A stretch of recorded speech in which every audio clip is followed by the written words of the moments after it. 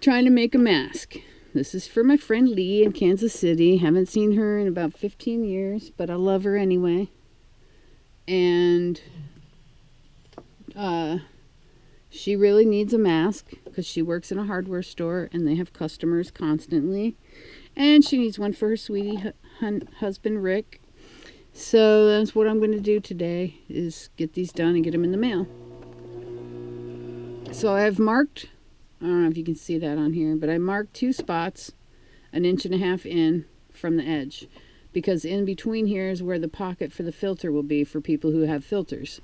I used interfacing on this that is mid-weight. It's a 910 approximately, like the Pelon 910 or 911, but this is from WAWAK, WAWAK.com, because they have really great deals on sewing equipment. So I'm ordering from WAWAK now.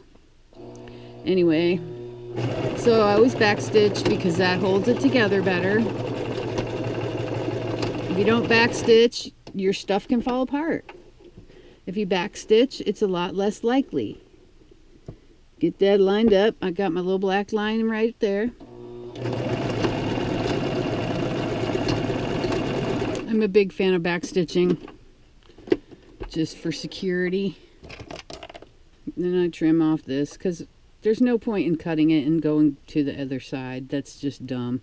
It's a big waste of thread. My friend Suzanne taught me that when I was her helper. And she's been a professional sewing lady for forever. Like, I don't know, 18 years or something, maybe 20. I don't know. So I just basically finger press this. And because I pre-washed the fabric already, because your fabric will get all wonky and twisty the way it shrinks when you wash it if you sew something without pre-washing, especially quilting cotton like this. And this is some broadcloth that I bought and tie-dyed.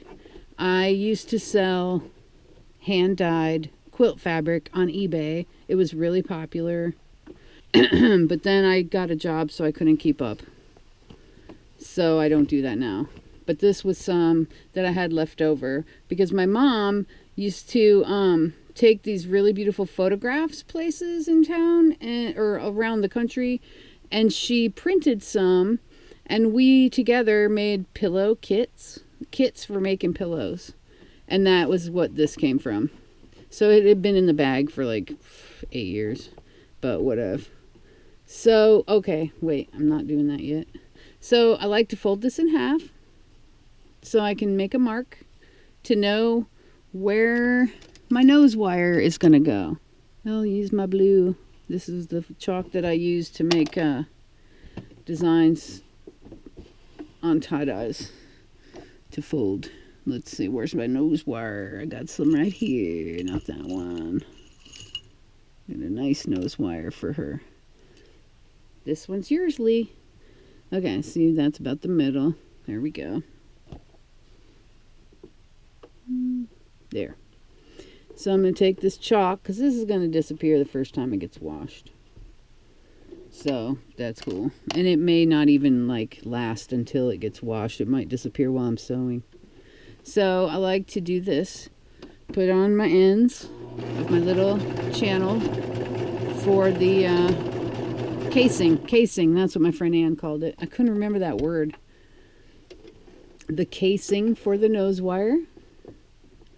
And then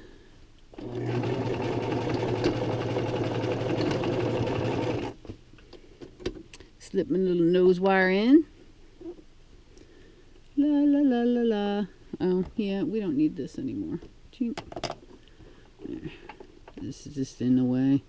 Okay, so slip my nose wire in there, put my needle back to the right position instead of the left position, not like it's correct, but the right side, and pop that down. Here, let's go a little closer because I can feel it right here. And we're going to top stitch this across. That's going to keep the nose wire in place for when someone wears this mask. When Lee wears this mask. And this stitching around the edge is just to keep all of my layers together so that when I put the pleats, they'll stay. Go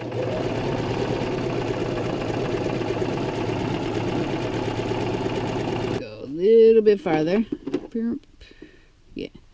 And then I'm just going to come back to the one and meet up. And this is not, like, this is just holding stuff together. It's not cosmetic. And I'm trimming off these extra little threadies. Okay, here we go. Now, got the serger.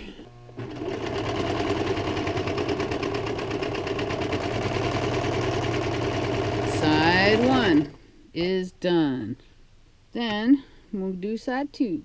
And they're even, so, hey, how lucky am I? Alright, going on it. Whoops, can't find the pedal. This side's a little harder because the pleats are going the other direction, so I'm trying to be a little bit more careful. And you don't want to get that thread all, or that fabric cut all bunchy in there because it'll get caught like last time.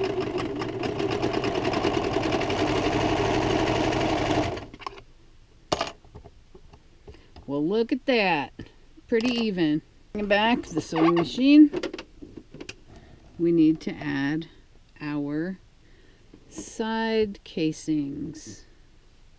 So, what we're going to do is lay this down and get an eyeball of it. That's what I'm going to do. Because measuring is silly. It's never going to be exactly the same because you're a human being. You're not a freaking machine. So it's never going to be identical every time. It just isn't. If it is, then you're anal and whatever. Do something more fun with your life. But, okay, that's as close as I need it. Press it with my fingernails. Sorry if you're bored, but I don't want to move the camera because then I got to figure out where it is and I can't see what it's doing just now. And it's folded. And then I will tuck this in here. Hold on. Okay, you can't see me, but I'm using my elbow to hold that down. So I like to leave a little tail on this so I can tuck it in. And it hides inside of the casing, which I also call a channel. I don't know why, I can't remember.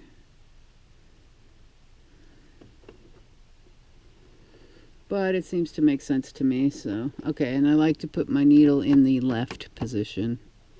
It's just me. It's not important. I just prefer it. We do the back stitching to keep everything nice and secure.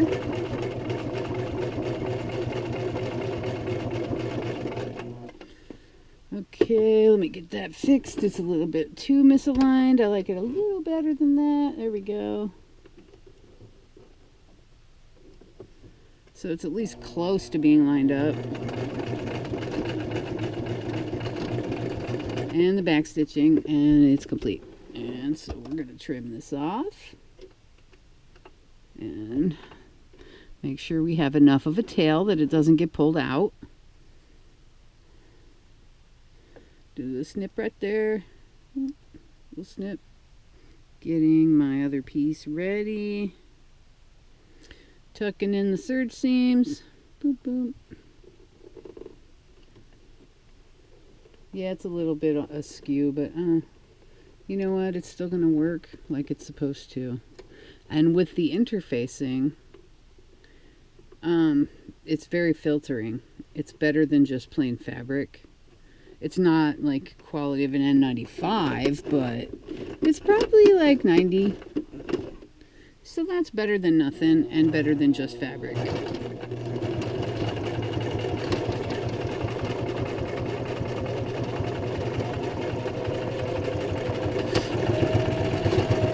And it's done. And the only thing I have left to do is cut some t-shirt ties and thread them through. And I'm using t-shirt ties because elastic hurts your ears after like 2 hours.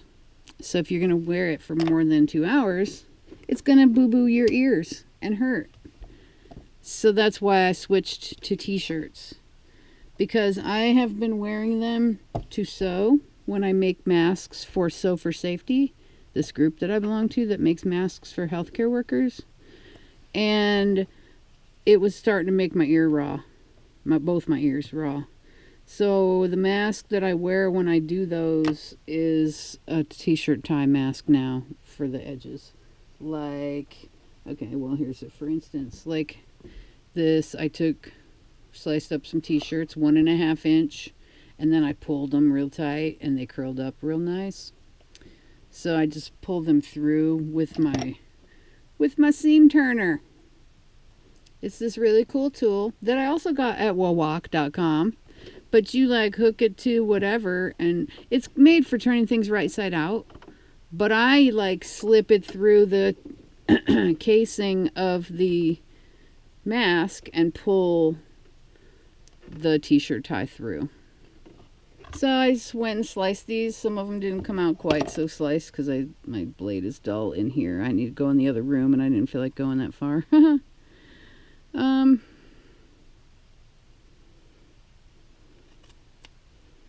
So I just can hit the spots that didn't quite cut with my nice scissors. My nice Kai scissors from Japan. These are some sharp suckers. I love them. Also from Wawak. No, I don't work for them and I'm not getting anything for it. I just love that company. And boom. So these are the ties for the masks. Made from some t-shirt. This is a t-shirt that I tie-dyed for my mom a long time ago, and she got rid of it. So I happened to forget that she was getting rid of it, and I found it, and I'm using it. And if she changes her mind, I'll make her another one. But it just goes so beautifully with these two masks for my friends Lee and Rick. So yeah, see, just pulling it, and boom. And actually, that's enough for 2. So, we're just going to do that and make 2. Because it's plenty long. This is like almost a yard long. It only needs to be like 20 inches. Or 24, whatever. Depends on the person. Different people like them different lengths. So I like make them extra long, and then they can cut them off if they want to. So whatever their preference, they'll be able to cut this off. So yeah, I just hooked that on there, and boom, pull it through with my little seam puller, or turner, my little turner tool. They're even. And snap it in, flip it on, pull it through. There we go. I don't know if I'm even putting that in the camera, sorry. And then making sure they're even. There. Then we come back to the sewing machine and do a little bar tacking, because then their little ties don't slide out. Back stitching. My favorite. Not really, but it's a habit. Whoops. And notice I didn't trim that yet, because why? It's just going to waste fabric, and it doesn't matter if it's perfectly straight. Back stitching, cutting it. Okay. Then I'll trim off the one that came from the other side. And like so. And then, wait a minute, we're not done. I printed some little hearts yesterday. So, I'm going to put them on these, because I love these people. I like to put the heart sideways.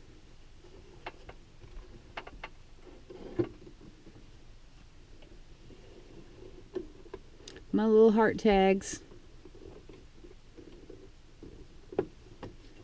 And I just follow the line of the whole other thread for this. And I'm done. Snip. Snip. Snip. And a snip. And it's done. And it's got the lovely little heart So they know I love them, and I put the, usually I put the heart on that side. This one is a little crooked, but it's still going to be fine.